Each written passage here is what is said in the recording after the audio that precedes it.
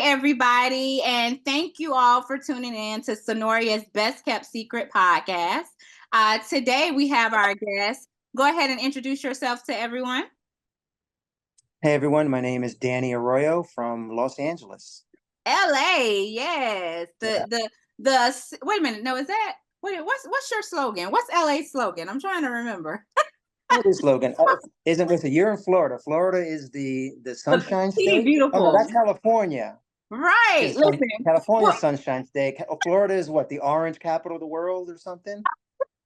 Where Mickey Mouse was born? Saying, we're the city beautiful. I was gonna say, oh, it's the city of angels. Is that what it is? The city of angels? We're also known as the City of Angels, but I think on our place it does say Sunshine State. But what does Florida say? Now I want to remember. We're the Sunshine State.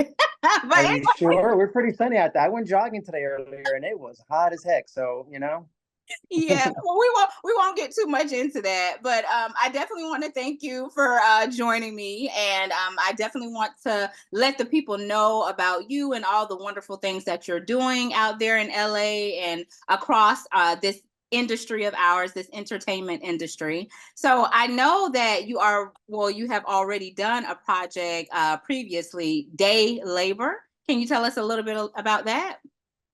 Yeah, Day Labor. Day Labor is a feature film that premiered on Apple TV about a month ago, May 3rd. Okay. And we filmed that for about 5 weeks in Mexico, over in Tijuana and Baja. Great fun, a lot of fun. Day Labor is about an Army veteran who suffers from PTSD. That's my character, who's kind of down on his luck. He's having some problems with money, so he decides to work as a day laborer with other quote illegal immigrants, that you may find, like, let's say, at a Home Depot parking lot, who are just hoping to get hired for the day, make $5 doing whatever. I mean, that's how down on his luck he is. So these I don't know how to word it except to say these hillbillies, I guess, however you want to call them, white supremacists that they don't realize are white supremacists, pick up a few of these immigrants to come work on their farm.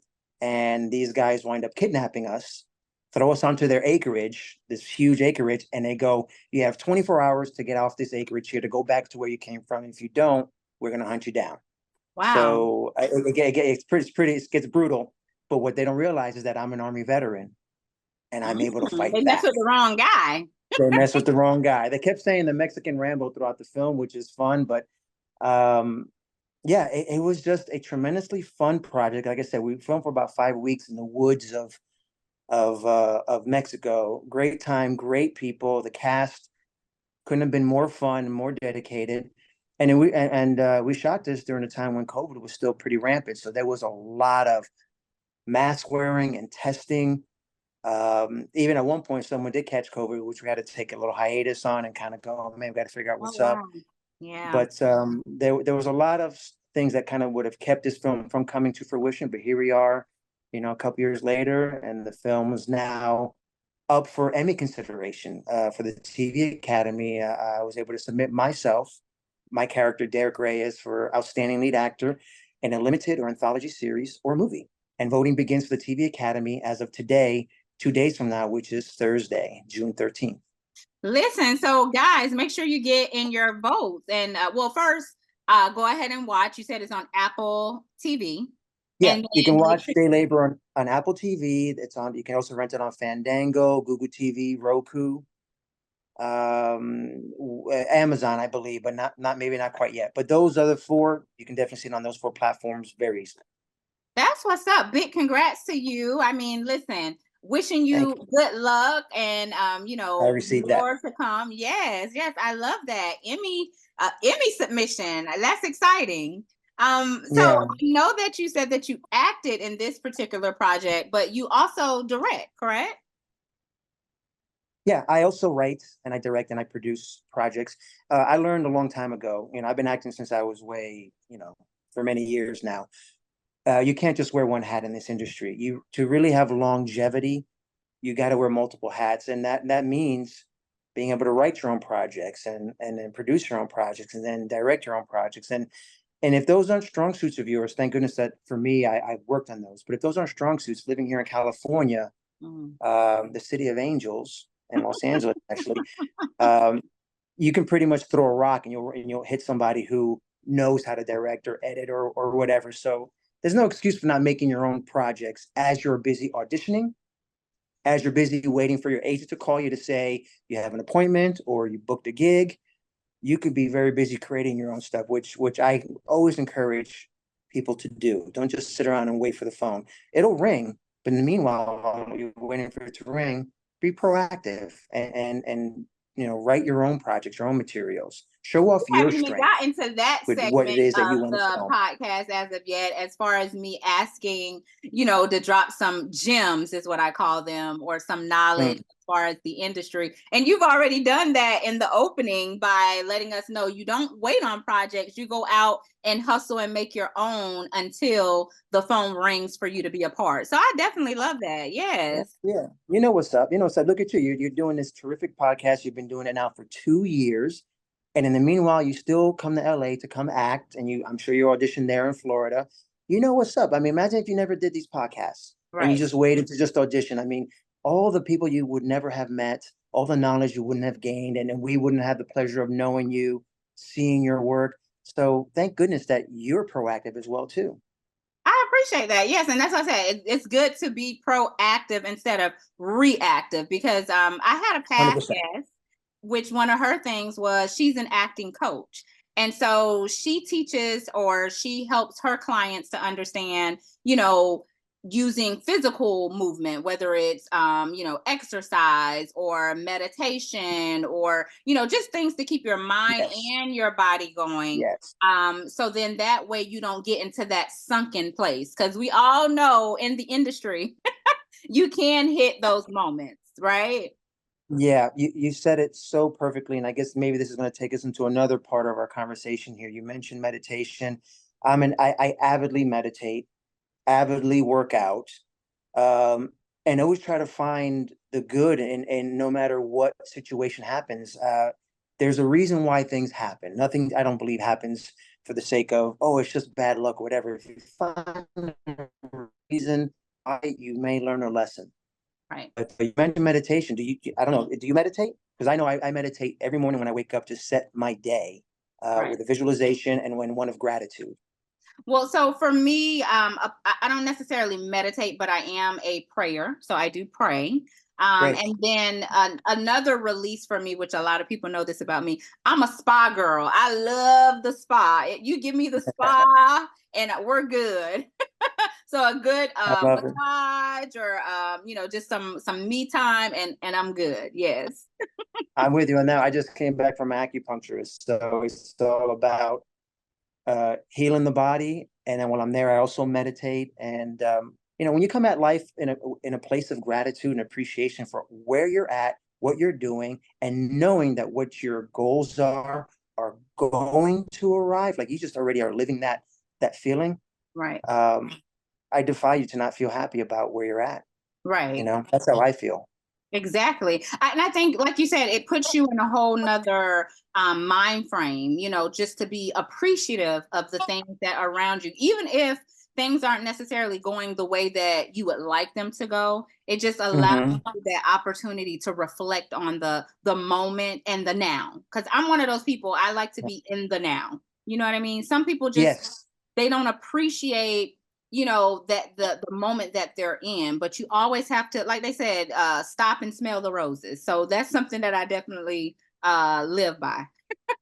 Yeah, you may miss what's around you, which there's so many beautiful things happening, even if it's just being able to say that you can walk, or you have Right. family, or you have this, and then all you're thinking about is the end game, and it's Right. like this little one thing that you're concerned about is going to keep the 100 other things that are so amazing keep you from being happy. You know what I'm saying? But you're working your way towards there. So Exactly. yeah, you and And I that's are on the the thing. same page with that. We're on Exactly. And that's the thing. I feel like a just as long yeah. as you're doing some type of forward movement, it's going to be some type of progression. Like they said, if you just, build a stepping stone each day, eventually you'll build the building that you want to enter. You know what I mean? Or that Yeah. foundation that you need for what you're trying to achieve. So one day at a Yeah. time, one step at a time. Yeah. Even little progress eventually becomes a thing. It's still progress, even if it's just day by day and just a little piece at a time. Girl, you and me are not. We're here with this. Well, I like that we're here. Yes, Yeah. I love that. Hmm. Now, tell me a little bit about how did you first start getting into? I know you said way back when. You didn't tell us how far back when, but it's okay. I um, mean, I started when I started when I was young. okay, I've always had a like when I think back about the things that I was interested in when I was younger was definitely TV. Couldn't get enough of it.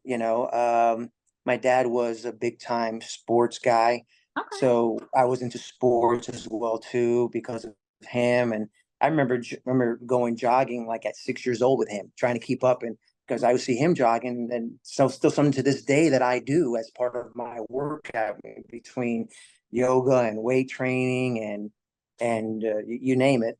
So I had a lot of really positive influences in my life, but TV was one of them. right. Watching cartoons and watching superheroes, which is another reason why you see me with all this stuff in the background Yeah, here, I see still it. carry that childhood nostalgic, feeling of I love superheroes, I love comic books, but that's all childhood. And then when I really started to get into movies, I started getting older and started recognizing certain actors, and I'm going, oh, wait a second, Marlon Brando. Didn't I see him in like on HBO on The Godfather? Wait, he's Jor-El's dad in Superman. Oh, wait, that's a job acting or something. It Things started clicked. It clicking. resonated. Yes. Yeah, and I went, wait, and then you start doing some research and you realize, oh, people can go to school for this. People train to be actors. This is very cool.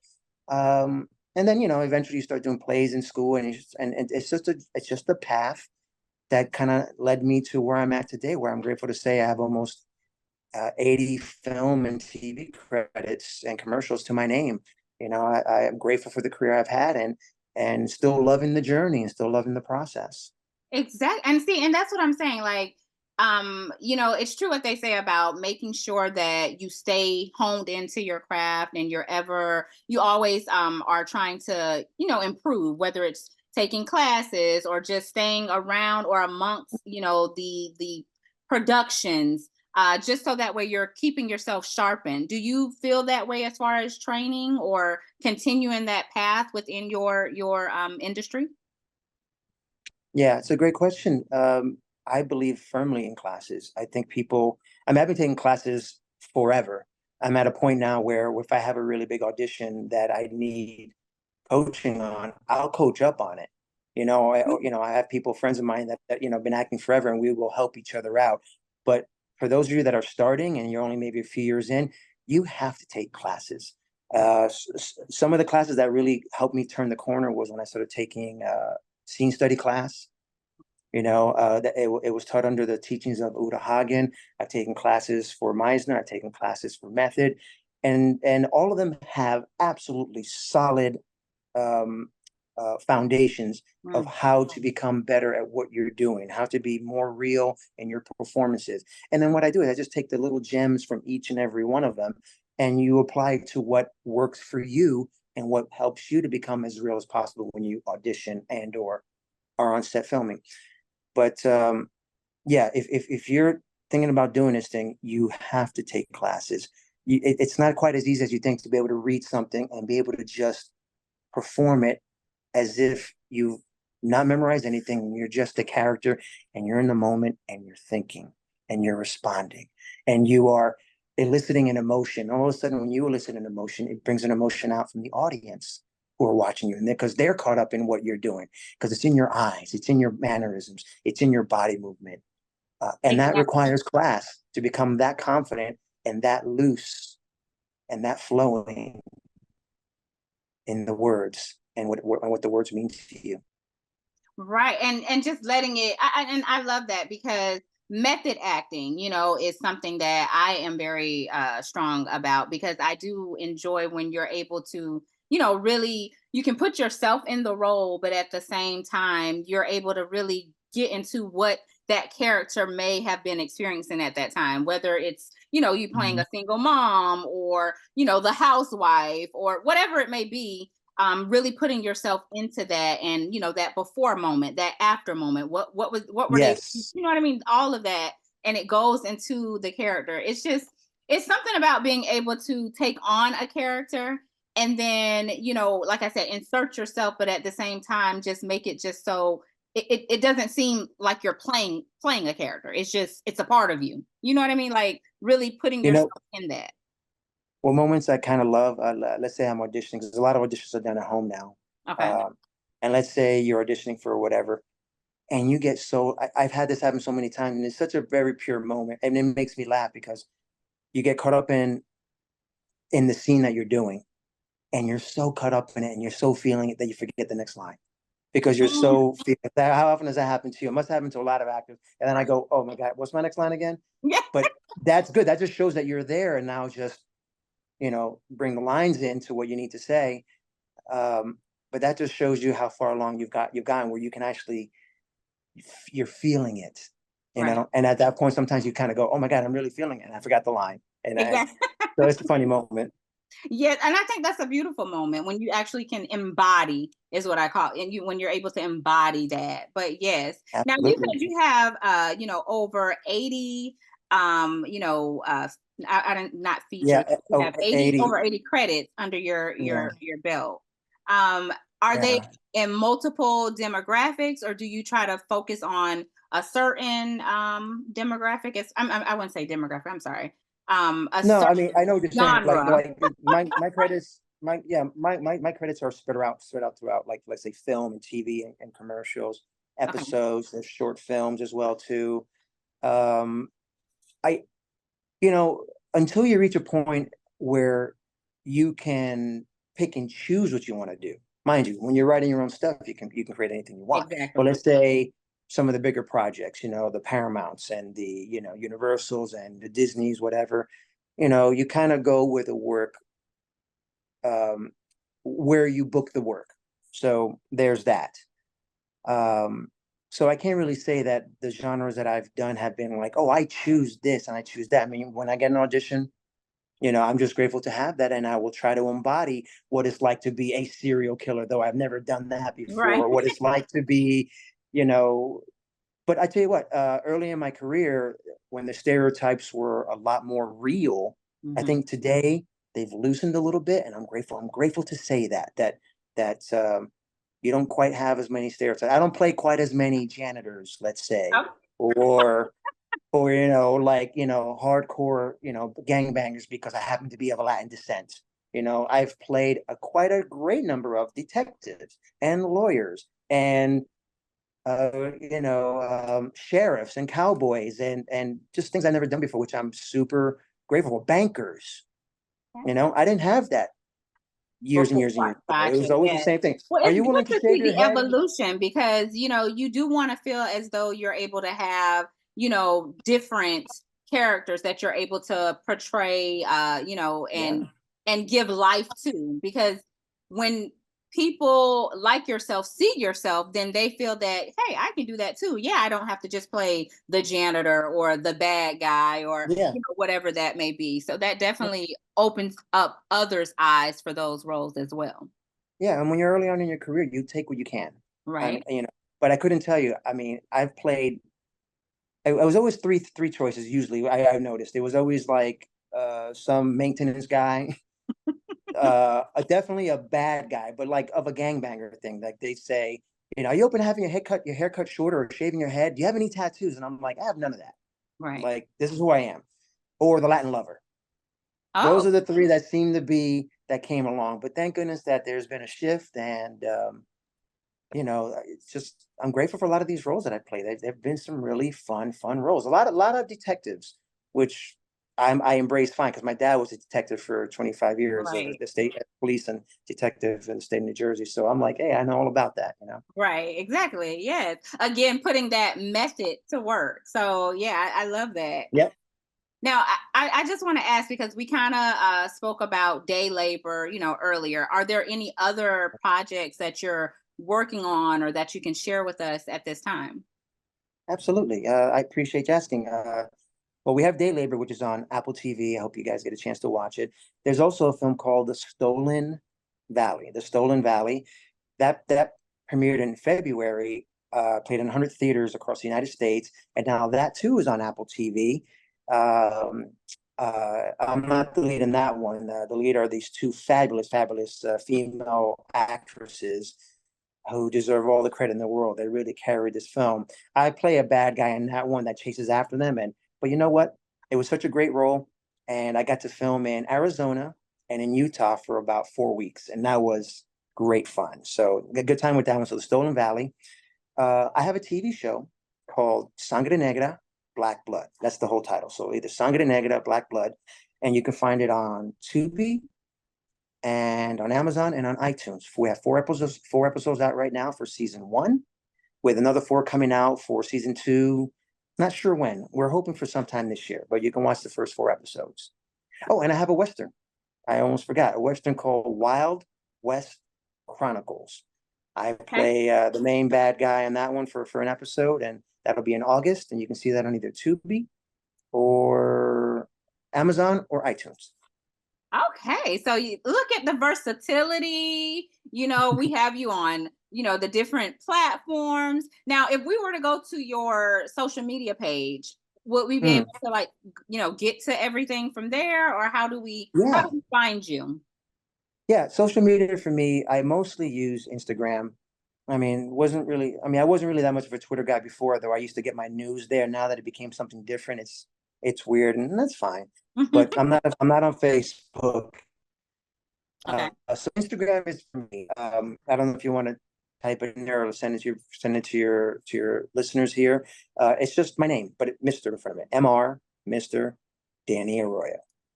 And that's it. And you have all my films that I've worked on. I have clips, announcing anything that comes out. And if you guys reach out to me, I always answer back. So it's good to speak to the people that appreciate the work. I'm very grateful for that.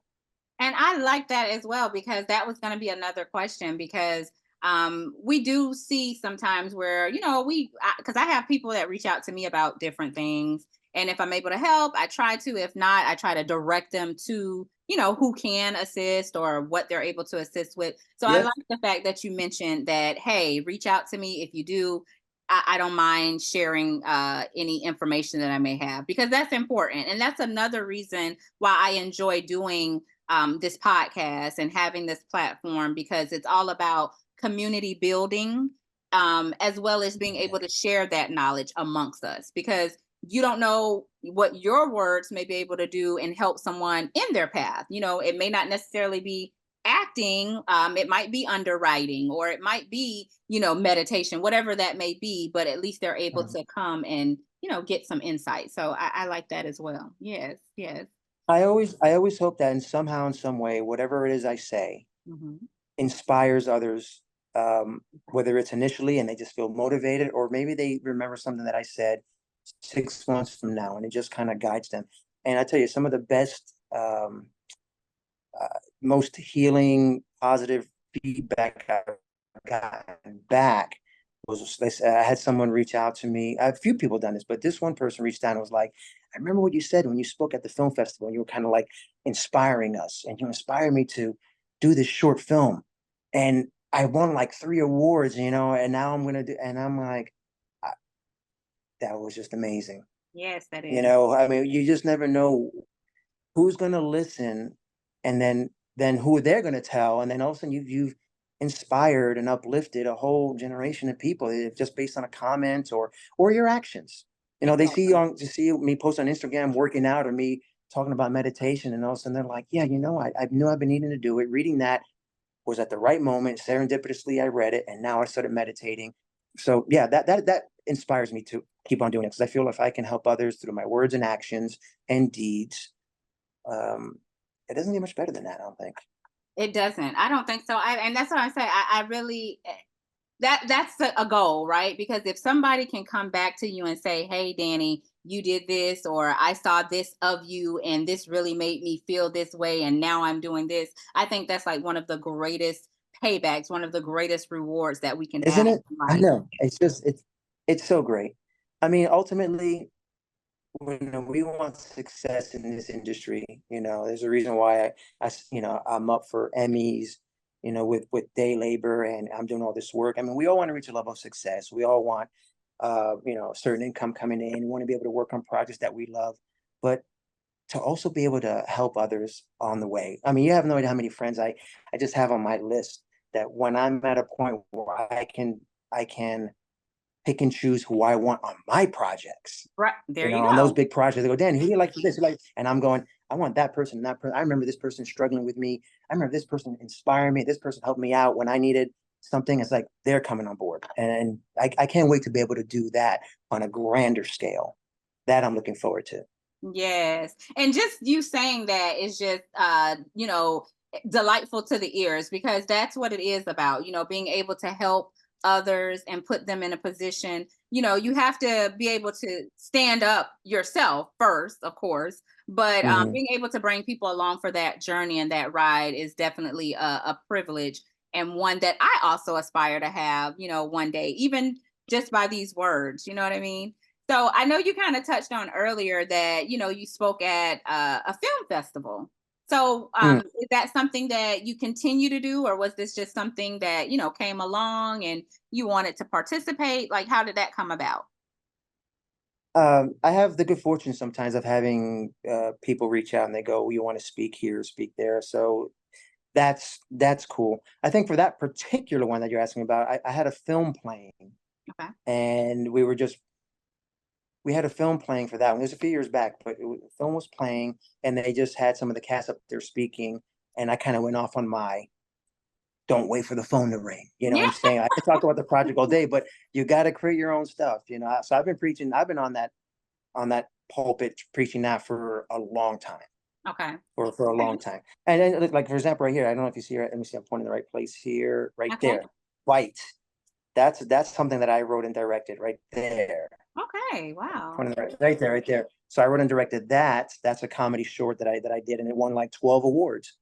And the reason I wrote that was for a long time I wanted to do like comedies, Mm. especially like rom-coms and stuff. I was telling my agent, telling my manager, and they were like, "Oh, we're submitting you for it," but for whatever reason, I guess people didn't think that I could be doing funny things or whatever. Or I wasn't funny enough. I was more Mhm. dramatic. Mhm. So I was like, "No, Right. bump that." And I was like, "No, no, no, no. I am funny. I am very funny." So I wrote this project right up there, and it's a comedy. It won 12 awards, and within 6 to 8 months, booked the lead role in a film that I was at in Atlanta for about 6 weeks. The lead role in a romantic comedy. See, So to and me, you I put it out there, and the universe responded. I love that. yeah, yeah. So it does work for those that are listening. It does work. I mean, I just knew I could. I had to prove to them that I could. There it was, and then Switch That Love is the result of it. So that's a comedy you can watch also on Tubi if you want to see it. Switched at Love.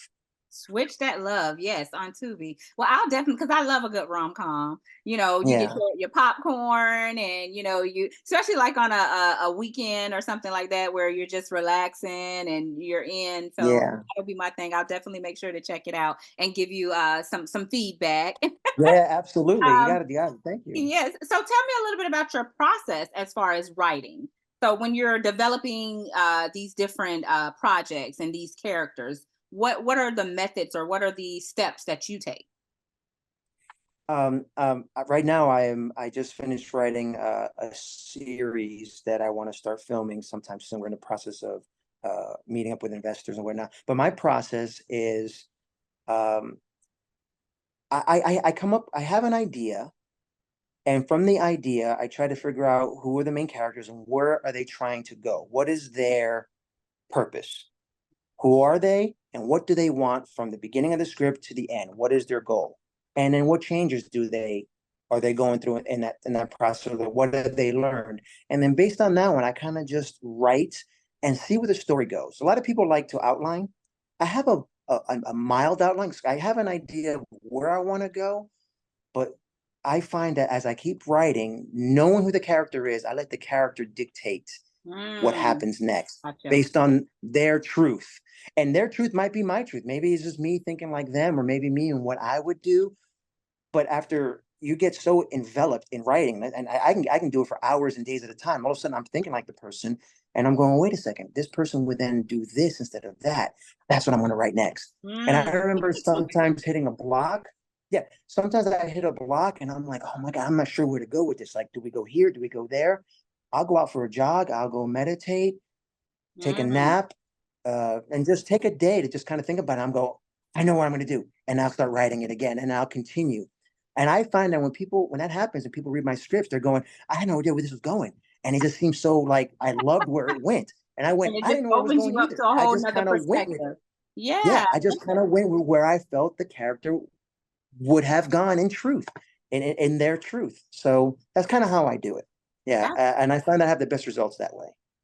And that's listen, I love that you're actually, because you're using everything that you kind of went over with us, as far as being able to change up those hats when need be, and Mhm. applying, real life, because like they say, art imitates life and life imitates art. So the fact that you're able to incorporate that in your writing, and then you're able to bring the realness of these characters to life, I think that is wonderful. Me myself, I've never written anything, but it is something that I want to delve into, just simply like you mentioned before, just being able to have that versatility, and switch things Mhm. up. You don't want to only be behind the camera, you want to be I'm sorry, in front of the camera, you want to be behind Yeah, the camera, or on the being able camera. to put the characters to life, and make these images your own, you know what I mean? So I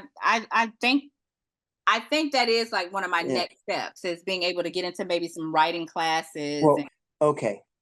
So here's me giving you a gentle, gentle kick to go and start your writing, because I know you really want to do it, but I don't want you to feel overwhelmed like, oh my God, the process of writing 90 pages, and how do I begin, and who's, I'm telling you, just focus on writing 3 pages, Mm, because there's plenty of film festivals out there that would take a 1 minute short film, a 5 minute short film, a 10 minute short film.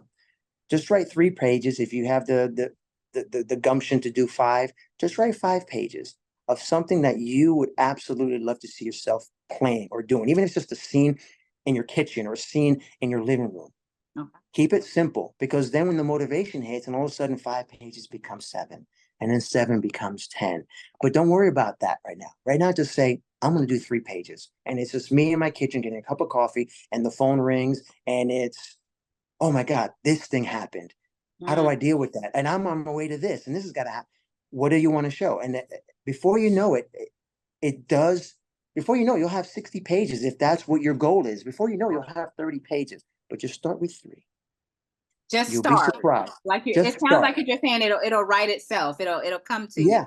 Yes. Never, Okay. never, never, never, never think to the very end. I tell people sometimes when I used to train people for working out, or even for acting stuff. Oh my God, there's some. I tell all my actors that I coach, and I do coach actors. I go, you got to watch movies. You can't be in this industry and not know what The Godfather is, or not know what Right. Rocky is, or not know what Casablanca is. You gotta Hello. see these films. These are the And greats. Yes. yeah, Yes. and I'll send them a list. Like every week, I will assign them homework, and it's such a joy. You have a thing where it's about what's the secret thing on your podcast. What do you call that? The secret joy or the secret gem? What do Oh, you call well, that? yeah, gems. So basically, where you're just dropping knowledge, just little jewels or gems of things that you may have encompassed while being within the industry, I that you're able I to. love that about your podcast. I love that about your podcast. I didn't know I was going to get into this here, but that's my gem. Is if you really love this industry, watch the movies and don't feel overwhelmed that there's like I've not seen any, or I've barely seen any, and there's just too many. You don't, 2 a week, 3 a week. I had a student who was a 15-year-old student, brand new to the game, couldn't tell you what Tom Cruise looked like. Couldn't. I mean, just un. She's watched like 3 of his movies that I recommended. She's watched Casablanca. She's Mm. watched Rocky. She's watched Good Will Hunting. And every time she would watch it, I'd have her tell me, what did you think of the film? How did you feel? What did you think of this actor? And it's questions that you should be asking as you're watching it, because as an actor or an actress, you want to learn from those projects that these people worked on and maybe use that for yourself here. So don't feel overwhelmed if you haven't seen that many movies. Right. But if you want to start from somewhere and go, how do I start? What do I do? Start with the best pictures. If you type on Google the best pictures, 1929 to 2024. The I'm not classic, saying, yes. yeah, I'm not saying start with Wings from 1928 and you're like bored to death, but look at the list and go, oh, wait a second, I could do, let's see, I can do Titanic. That's 1997. Oh, I can do Forrest Gump and start building from there. Oh, I can do Rain Man. Oh, wait a second. I can do Rocky, The Sting, or even the most recent best pictures that are won, Nomadland, and just start building up. Before you know it, you have a whole catalog of libraries knowledge in your head. And believe it or not, you will become a better actor and or actress because of this. So that's my gem to you. I Watch like that movies. because that would, and I know you said that was one of your gems is to go back and, watch these different classics or things that kind of embody the work or building the foundation of entertainment. Now the podcast is Synoria's Best Kept Secret. Are there any best kept secrets that you have that or something else that comes to mind that you're able to share with the viewers regarding the industry or anything or perspective of the things that you've done? That was actually going to be my best kept secret. I just mistakenly misworded it to gems, but I can think of other things as well too. But the one secret for sure is watch your movies. Um, let's see, a good secret to help with the industry. You know what I like to do? I listen to a lot of audiobooks and biographies of actors who have just quote unquote made it and just try to see where their journey was. And you'd be surprised how often their journey is just like yours. Right. They went through the struggles. They went through having to audition and not getting the job, not knowing where their next paycheck was coming in, or eating oatmeal and tuna fish for weeks at a time because that's all they could afford, borrowing money from the parents to pay their rent or whatever. So I listen to that a lot of times, and I find a lot of motivation with that. A good app, if you want to listen to free audiobooks, is Hoopla, Hoopla. I'm not sponsored by them. I'm just saying what I listen to. Okay. And you type in certain actors' names or you type in biographies, and a whole list of these great actors just reading their books. It's a good way to learn, and also hopefully inspire you to know that you're not alone on your journey, and you're not the only one to have experienced it. And there is a silver lining on the other side, that you are worthy and deserving of being just as successful as your most favorite actor that you see on TV or that you see on movies or that you see and hear sing these songs that you love. You are worthy and deserving of being just as famous, just as successful, just as wealthy, and just as inspired and inspiring others as they are. You are worthy and deserving of that. Wow. And I love that. And that's actually a great stopping point for us, just being, like you said, knowing that you're worthy of and just as worthy as the people that we look up to or we admire. So I definitely Yes, appreciate that know knowledge, that. those gems, that best kept secret, whatever you want to call it. I love that. I Mm-hmm. definitely love that. And I want to thank you again for taking the time out to speak with me today. Before we get out of here, go ahead and let the people know one more time where they're able to find you on social media. All right. Whoever's listening, grab a pen and paper so you know how to spell my last name. All right. It's MR. It's MR as in Mr. MR Danny, Danny Arroyo, Arroyo. Mr. Danny Arroyo. Find me on Instagram. Well, again, we want to thank you all for tuning in to Synoria's Best Kept Secret. Danny Arroyo, I thank you again for being a part of it today. And we look forward to speaking with you guys next time. Have a good night. Take Bye. care and thank you. Take care. Remember, you are worthy and deserving of You all the are worthy. success. Yes.